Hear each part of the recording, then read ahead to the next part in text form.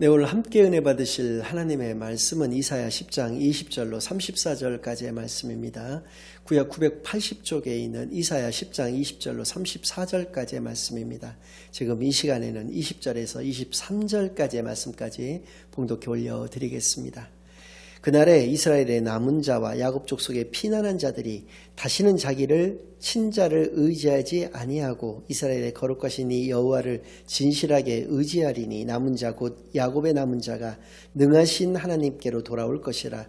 이스라엘이여 내 백성이 바다의 모래 같을지라도 남은 자만 돌아오리니 넘치는 공의로 파멸이 작정되었습니다. 이미 작전된 파멸을 주 만군의 여호와께서 온 세계 중에 끝까지 행하시리라. 아멘. 하나님 아버지 감사드립니다. 오늘도 귀한 주일로, 귀한 교회로, 귀한 예배로 인도하여 주시는 은혜를 진정으로 감사드립니다. 지금 이 시간 저희들이 지난 한 주일간 지었던 모든 죄악들 예수 그리스도의 십자가 아래 다 내려놓고 오직 저희들의 온 영과 진리를 다하여 드려지는 예배를 통하여 하나님께서만 영광 받으시는 귀한 은혜의 시간으로 이 시간을 인도하여 주시옵소서. 모든 것을 감사드리오며 예수 그리스도의 이름으로 기도드리옵나이다. 아멘. 네, 오늘은 여호와는 구원이시다. 이사야 그 세 번째 시간이자 이사야의 마지막 시간으로 오늘 본문 말씀을 중심으로 하나님의 말씀을 증거하겠습니다.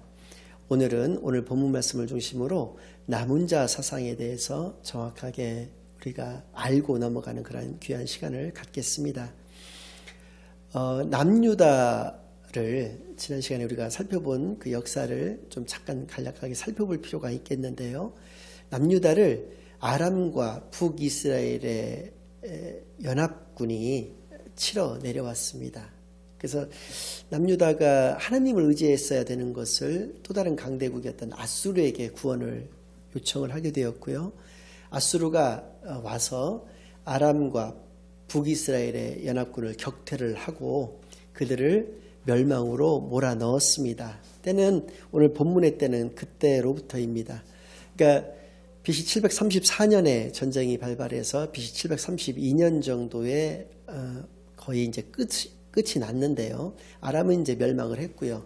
북이스라엘은 그때부터 서서히 기울기 시작해서 그로부터 한 10년 정도가 지난 BC 722년에 완전히 이제 멸망을 했는데 그 완전히 멸망하기 전까지 또 그리고 멸망해서 어느 일정 시기까지 북이스라엘의 난민들 즉 남은 자들이 남유다 땅으로 내려오게 되었다는 것입니다. 아하스 왕의 뒤를 이어서 왕이 올랐던 히스기야 왕은 그들을 포용하는 정책을 펴므로써 그들을 막 받아들이게 되었던 것인데요.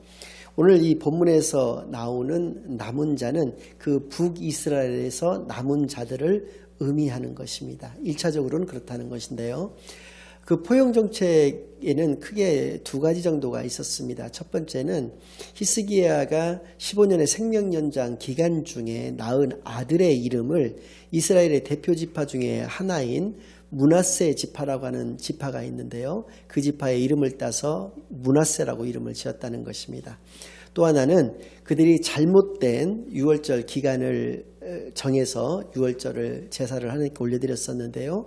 즉 원래는 1월 14일인 것을 남유다는 정확하게 지켰었습니다. 그런데 북이스라엘에서는 2월 14일 날로 지냈었던 것을 북이스라엘을 이제 포용한다라고 하는 그런 이유로 인해서 물론 그것은 잘못된 것이긴 합니다만은 남유다에서도 그들을 위해서 2월 14일에 유월절을 지내게 되었다는 것입니다.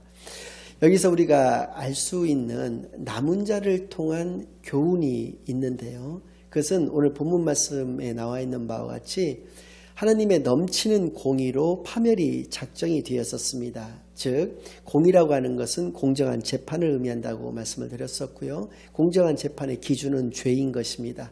북이스라엘의 그 죄악으로 인해서 하나님께서는 공의를 하실 수밖에 없었던 것이고요. 그래서 그들을 파멸로 인도하실 수밖에 없었다는 것입니다. 그런데 남은 자를 통해서 우리가 알 수 있는 것은 무엇이냐는 것이죠. 그것은 하나님의 그 공의, 그 심판이 의미하는 것은 반드시 멸망을 의미한다는 것은 아니라는 것입니다. 그것은 회복을 의미한다는 것입니다. 의사가 칼이라고 하나요? 메스라고 하나요?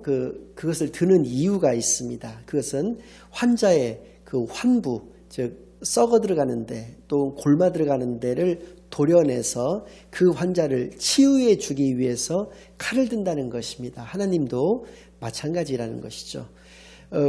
하나님이 가지고 계신 공의가 아니고서는 하나님의 백성들이 하나님께로 돌아올 수 있는 방법이 없는 것입니다. 그래서 하나님은 공의를 가지고 계시지만 그 동전의 양면과 같이 공의 속에 있는 것은 하나님의 사랑이었기 때문에 하나님의 사랑으로 인해서 남은 자를 남겨두셨다라고 하는 것이죠.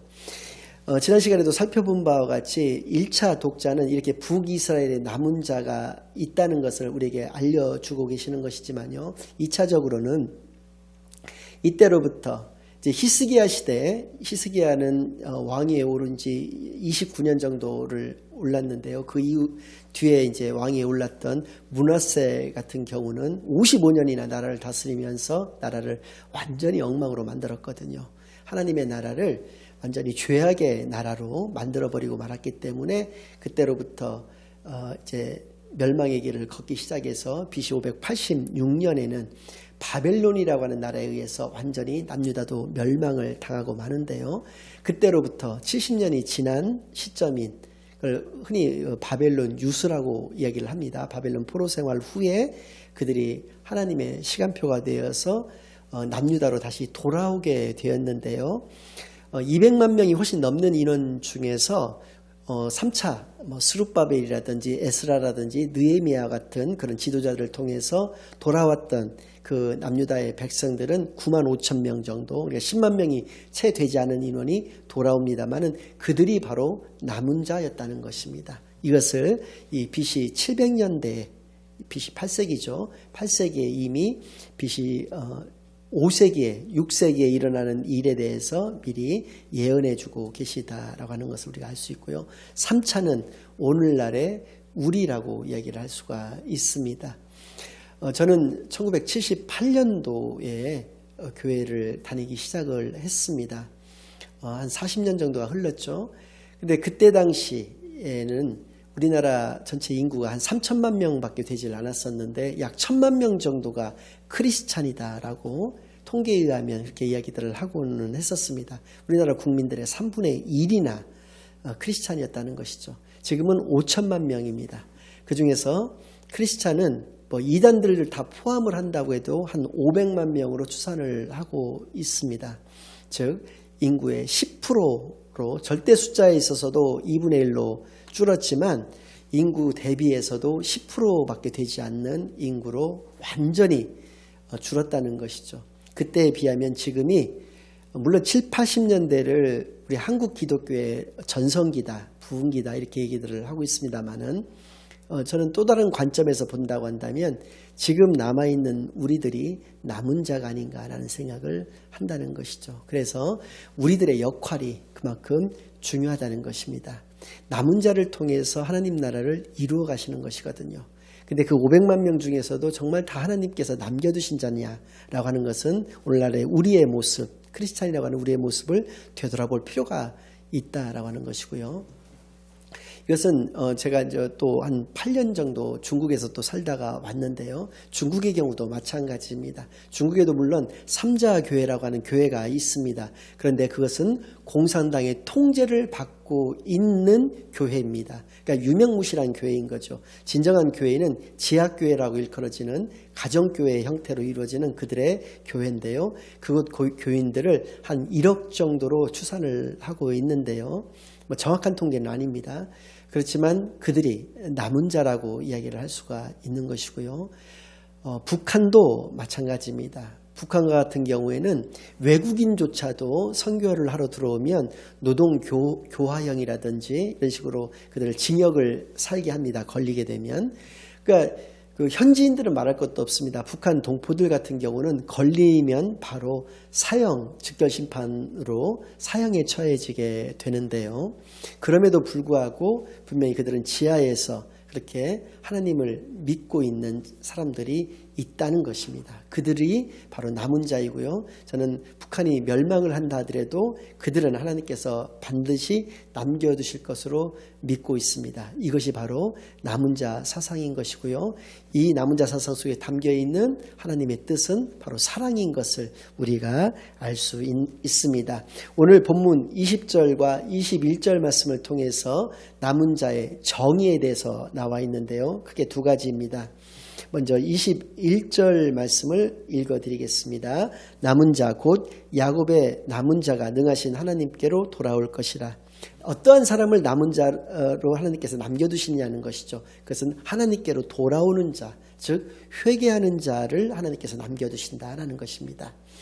그 와중에 모두가 다 죄악 가운데 있는 것처럼 보여지지만 특히 지도자를 중심으로 거의 대부분의 백성들이 다 죄악 가운데 있는 것처럼 보여지지만 분명히 그들 속에서도 하나님께로 돌아오는 자가 있다는 것입니다. 즉 하나님께 온전한 회개를 올려드리는 자가 있다는 것을 우리가 알 수 있고요. 두 번째는 20절 말씀인데요.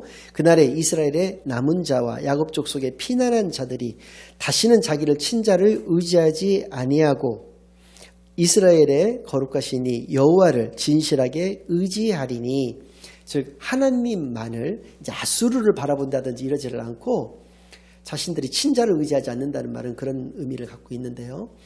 하나님만을 진실하게 의지한다라고 말씀하고 계십니다. 하나님만을 진실하게 믿는 자, 그렇게 믿음 가진 자를 하나님께서는 남겨두신다라고 하는 것을 우리가 알 수 있다는 것이죠. 회개하는 자, 진실한 믿음을 소유하고 있는 자, 이런 자들을 하나님께서 남겨두신다는 것을 우리가 정확하게 알 수 있습니다. 24절부터 27절까지의 말씀을 잠깐 읽어드린다면, 그러므로 주 만군의 여호와께서 이르시되 시온에 거주하는 내 백성들아. 이 시온은 예루살렘을 의미하고요. 그러니까 남유다 백성들아 라고 하는 의미인 거죠. 시온에 거주하는 내 백성들아, 아수르가 애굽이 한 것처럼 막대기로 너를 때리며 몽둥이를 들어 너를 칠지라도 그를 두려워하지 말라. 잠깐 이 13절 말씀만 먼저 좀 설명을 좀 드려야 될 것 같은데요.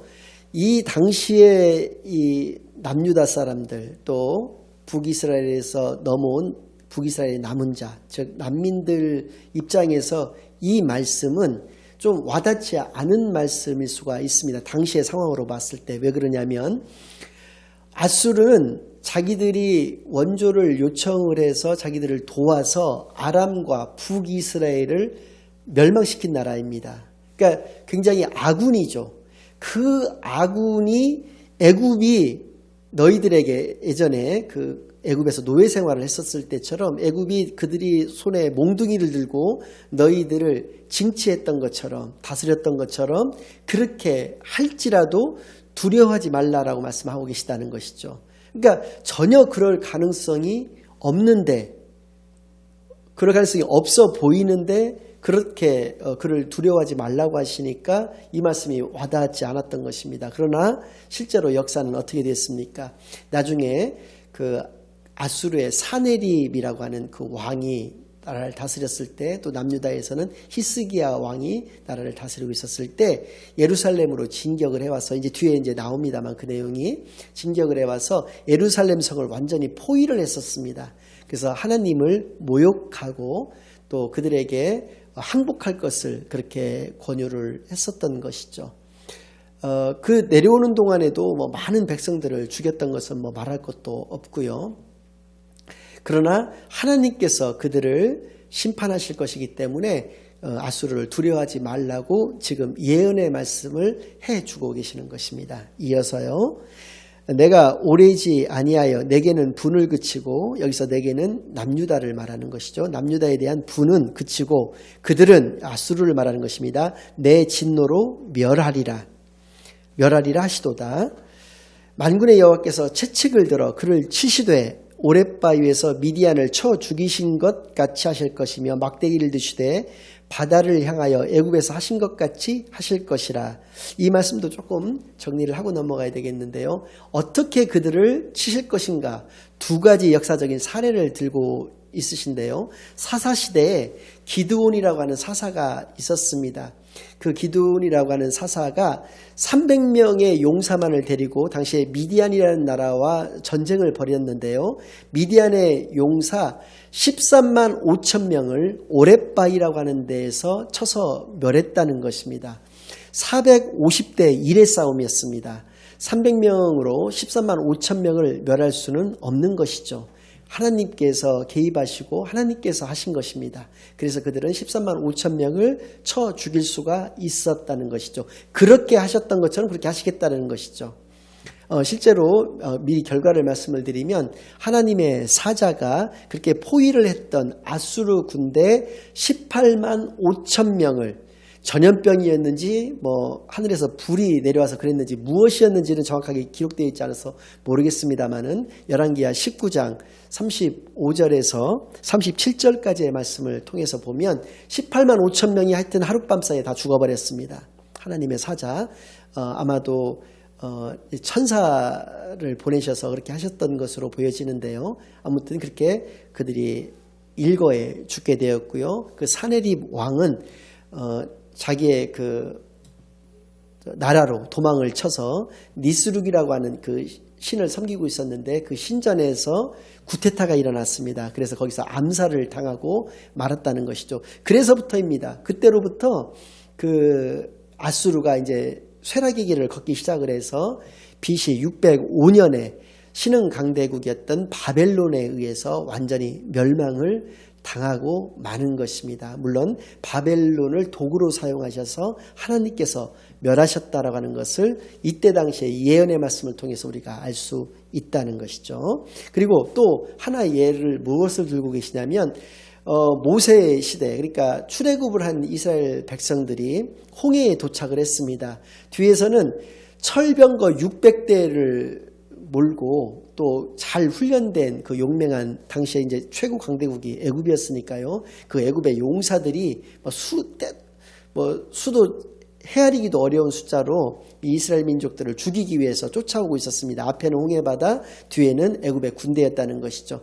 쫓아왔는데 일단 구름기둥으로서 그들을 막아 쓰신 후에 홍해를 모세를 통해서 가르게 하셨습니다. 그래서 이스라엘 민족들 200만 명이 다 무사히 건넌 후에 그 구름기둥을 거두심으로 말미암아서 애굽의 그 바로 왕을 위시해서 그 철병거 600대와 그 군사들이 홍해로 들어오게 되었던 것이죠. 이스라엘의 민족들을 죽이기 위해서. 그래서 그들을 다시 홍해를 정상적으로 복구를 시키심으로 말미암아서 홍해바다에 수장시키시고 말았다라고 하는 그 멸망을 이야기하는 것입니다. 이렇게 두 가지 사례를 얘기를 하면서 그것처럼 아수르도 멸하실 것이다 라고 예언하고 있다는 것이죠. 그날에 그의 무거운 짐이 내 어깨에서 떠나고 그의 멍에가 내 목에서 벗어지되 기름진 까닭에 멍에가 부러지리라. 아수르가 그 남유다에게 무거운 멍에를 지게 했다는 것입니다. 그 무거운 멍에를 메고 있었는데 그 멍에가 그날에 벗겨진다는 것이죠. 아수르를 심판하시는 그날에. 그런데 그냥 이게 벗겨지는 것이 아니고 기름진 까닭에 멍에가 부러진다라고 얘기했습니다. 이것은 나쁜 의미가 아니고 남유다가 이렇게 왜 살이 찌게 되면 자기 그 어깨 위에 막대기 같은 것이 있었다고 하면 그것이 살이 찌게 되면 이게 부러지지 않겠습니까? 그런 것처럼 살이 찐 까닭에 그 멍에가 부러질 정도로까지 나라를 크게 만들어 주시겠다라고 이렇게 말씀을 하신 것이죠. 그런데 실제로는 어떻게 됩니까? 물론 아수르도 멸망을 하지만 남유다도 그 비슷한 시기에 1차 이제 바벨론으로 포로로 이제 잡혀가고 또 BC 597년에 2차로 BC 586년에 3차로 포로가 끌려가면서 완전히 멸망을 하게 되는 것이죠. 이것은 왜 그러냐는 것이죠. 바로 하나님께서 말씀하신 것처럼 회개하는 자, 진정으로 하나님을 의지하고 믿는 자가 없었기 때문에 이렇게 살이 찌고 기름지게 하여 주신다라고 하는 이 약속의 말씀이 성취가 되지 못한다라고 하는 것을 우리가 알 수 있습니다. 28절부터 32절까지의 말씀 속에서는 아수르가 남유다를 이렇게 침략한 경로가 이렇게 나와 있는데요. 12도시에 대해서 나와 있습니다. 이건 그냥 참고적으로만 읽어드리겠습니다.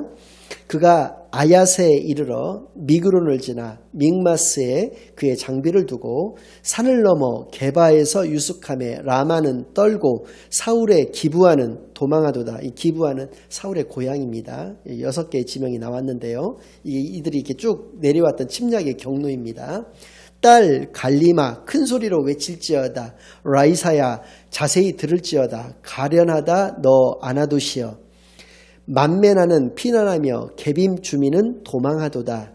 아직 이날에 그가 노베서 쉬고 이렇게 12도시가 쭉 나왔고요. 마지막으로 목적지죠. 딸 시온산 곧 예루살렘 산을 향하여 그 손을 흔들리로다. 아수르가 내려와서 예루살렘 상이 이제 12개 도시를 차례차례 이렇게 침략하고 내려왔습니다. 그래서 이제 예루살렘이 보이는 곳에서 예루살렘 성을 향해서 이렇게 손을 흔들었다는 것이죠. 안녕 예루살렘 잘 있었니 이제 내 봐봐 이런 의미라고 해서 손을 흔들었다는 것입니다. 굉장히 교만한 모습인 거죠. 당시에 강대국이라는 나라들을 전부 다 무너뜨렸기 때문에 남유다와 같은 그런 소국은 아무것도 아니라고 생각을 해서 이때 이제 이 사네립이 이제 직접 친히 이끌고 내려왔는데요. 예루살렘 성을 포위를 했다라고 하는 것입니다. 그래서 이제 아까 말씀드린 대로 이제 33절과 34절 말씀에서는 그렇게 아수르를 치실 것을 하나님께서 멸하실 것을 이제 예언해 주고 계신 말씀인데요. 보라 주 만군의 여호와께서 혁혁한 위력으로 그 가지를 꺾으시리니 그 장대한 자가 찍힐 것이요 그 높은 자가 낮아질 것이며 쇠로 그 빽빽한 숲을 베시리니 레바논이 권능 있는 자에게 배임을 당하리라. 말씀드린 바대로 18만 5천 명이 일거에 죽임을 당했고요. 사네립 왕은 쿠데타를 통해서 암살을 당하게 되었고 그 아수르는 이때로부터 쇠락의 길을 걷기 시작해서 100여 년이 지난 다음에 바벨론으로부터 완전히 멸망을 당하게 되었다는 얘기가 오늘 본문 말씀에 예언되어 있는 말씀이다라는 것이죠. 결론을 말씀을 드리겠습니다. 하나님을 우습게 아는 자의 말로 그 교만한 자의 그러한 말로를 우리가 알 수가 있었습니다. 그런데 문제는 북이스라엘과 남유다는 어땠느냐고 하는 것이죠. 마찬가지였다는 것입니다. 그들도 인간의 죄악의 역사와 마찬가지로 그들의 모습도 아수르라든지 아람이라든지 이런 나라와 다를 바가 없는 그러한 교만과 죄악의 모습을 통해서 하나님께서 그들을 심판하셨다라는 것이죠. 그러나 그럼에도 불구하고 하나님의 그 남은 자 사상, 즉 하나님의 그 사랑으로 말미암아서 그들을 또 남겨두신 사람들을 통해서 하나님의 나라를 이끌어 가셨던 것을 우리가 또 알 수가 있습니다. 그들은 두려워할 대상이 잘못되었다는 것입니다. 그들은 세상을 바라보았기 때문에 그랬고요. 또 세상의 원리를 잘 깨닫지 못했던 관계로 세상은 무거운 짐을 우리에게 지워주는 것이고요. 또 공짜 점심은 없고 또 영원한 친구도 영원한 적도 없지만 영원한 친구도 없다는 것. 또 세력균형의 그 원리. 세력균형을 통해서 핵이 그렇게 많이 만들어진 것입니다. A라는 나라에서 핵을 5개를 갖고 있다면 B라는 나라에서는 이 세력균형 원리 이론에 따르면 10개는 가져야 된다고 생각을 해서 10개를 만들 거 아니겠습니까? 그럼 A라는 나라에서 또 가만히 있지 않고 15개를 만들고 B라는 나라에서는 또 20개를 만들려고 하고 이렇게 하다 보니까 핵을 만들어지는 나라들이 많아지는 것이고 핵이 전 세계를 3번을 멸망을 시켜도 남을 만한 핵이 이 지구상에 있다고 할 정도로 그렇게 많은 것입니다. 이러한 것이 세상의 원리라고 하는 것이죠. 그런데 하나님의 원리라는 것이 어떤 것입니까? 지난 시간에도 말씀드렸죠. 우리를 영원히 먹이시는 하나님, 영원한 우리의 친구가 되어주시는 하나님, 영원한 절대자로서 우리를 절대적으로 보호하시는 그러한 하나님이신 것을 이 남은 자 사상을 통해서 우리가 분명히 알 수 있게 되는 것입니다. 모쪼록 여러분들 이 남은 자는 어떤 자를 우리에게 남겨주신다고 하셨습니까? 그것은 바로 회개하는 자입니다. 그것은 바로 믿음 가진 자입니다. 회개로 하나님께 나아가고 믿음으로써 절대적인 믿음을 가지고 하나님께 나아가는데 부족함이 없는 저와 여러분이 되시기만을 예수 그리스도의 이름으로 간절히 축원합니다. 아멘. 이제는 우리 주 예수 그리스도의 은혜와 아버지 하나님의 극진하신 사랑과 성령 하나님의 내주 인도 역사 교통하심이 하나님만을 절대적으로 신뢰하고 하나님께 회개로서 나아가는 데 부족함이 없는 삶을 살겠다고 다짐하고 결심하고 돌아가는 모든 사랑하는 성도님들의 머리 위에와 그들의 가정 위에 이제로부터 영원까지 함께하여 주옵시기만을 간절히 축원하옵나이다. 아멘.